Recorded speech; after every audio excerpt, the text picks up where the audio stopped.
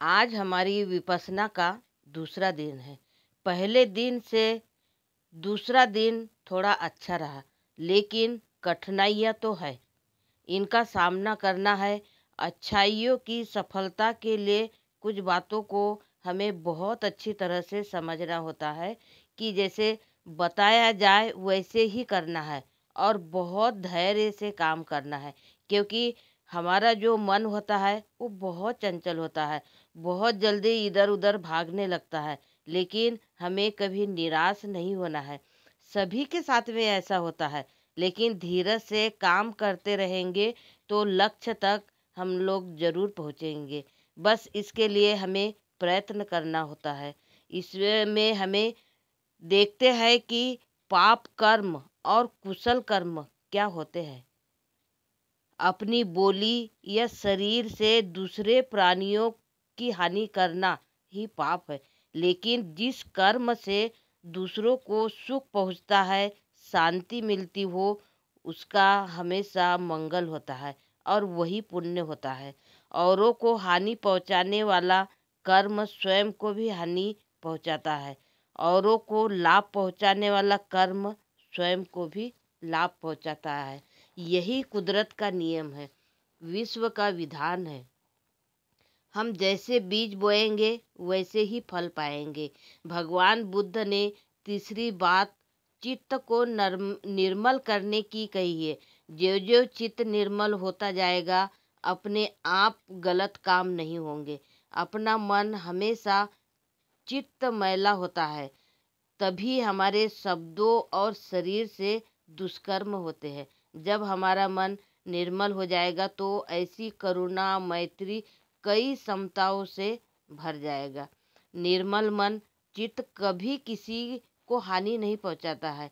मन को निर्मल करने के लिए, उस अवस्था तक पहुंचने के लिए धर्म के मार्ग पर एक एक कदम चलते हुए हमें स्वयं को प्रयत्न करना होता है। दोस्तों, यह 8 अंग वाला रास्ता है, किसी संप्रदाय का नहीं है। यह सार्वजनिक मार्ग है जो हर व्यक्ति को आर्य बना देता है। बस चाहे किसी भी धर्म या जाति का हो, मनुष्य तो मनुष्य है, एकदम पलट जाता है। लेकिन इस पर चलकर देखे, किसी के कहने पर नहीं, खुद स्वयं अनुभव करे यह मार्ग क्या है। इस मार्ग के 3 भाग होते हैं, जैसे अपना शील, समाधि और प्रज्ञा। अब हम लोग देखते हैं कि शील का अर्थ क्या है। हमेशा सदाचारी हो, अपनी वाणी पर संयम एवं शुद्धता निर्मलता हो, कोई भी बात बड़े धैर्य के साथ में कहे। दूसरा है हमारा समाधि। समाधि द्वारा मन को वश में किया जाता है। जब भी हम कोई गलत कार्य नहीं करना चाहते हैं तो भी गलती हो ही जाती है। इसी को हमें वश में करना है। जिस प्रकार शरीर के विकार, शरीर के रोग दूर करने के लिए कसरत करते हैं, व्यायाम करते हैं, उसी प्रकार हमें हमारे मन के विकारों को दूर करने के लिए हमें मन की कसरत करना बहुत आवश्यक है। मन हमेशा कभी भूतकाल में तो कभी भविष्य काल में भागते रहता है, उसे हमें वर्तमान में लाना है। देखते हैं, सांस आ रही है, जा रही है, स्पर्श कर रही है या नहीं कर रही है, जो भी स्थिति में हो उसी को देखना है। लंबी सांस को धीरे धीरे, छोटी से छोटी, एकदम सूक्ष्म होना चाहिए। जब हम सांस को जानने लगेंगे तो फिर सांस को जानते हुए ही नाक के त्रिकोण का जो स्थान हमने चुना है, वहाँ और क्या हो रहा है, सांस के स्पर्श से समझ में आ जाता है कि सांस गर्म है या ठंडी। जो बाहर जाती है गर्म सी लगती है, यही प्रकृति का नियम है और नियम के अनुसार वर्तमान की सच्चाई भी है। दोस्तों, यह कल्पना नहीं है।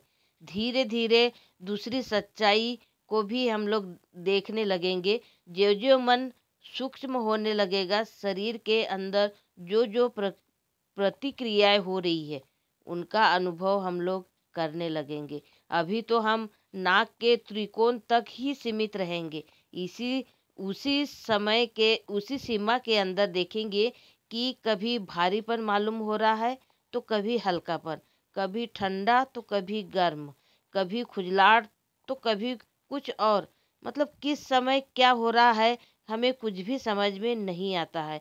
इसकी हमें पहले से कभी कल्पना भी नहीं करनी है, लेकिन जो प्रतिक्रियाएं हो रही है उनका अनुभव हमें करना है, क्योंकि दूसरे दिन ही हमें ये सारी प्रक्रिया समझ में आती है।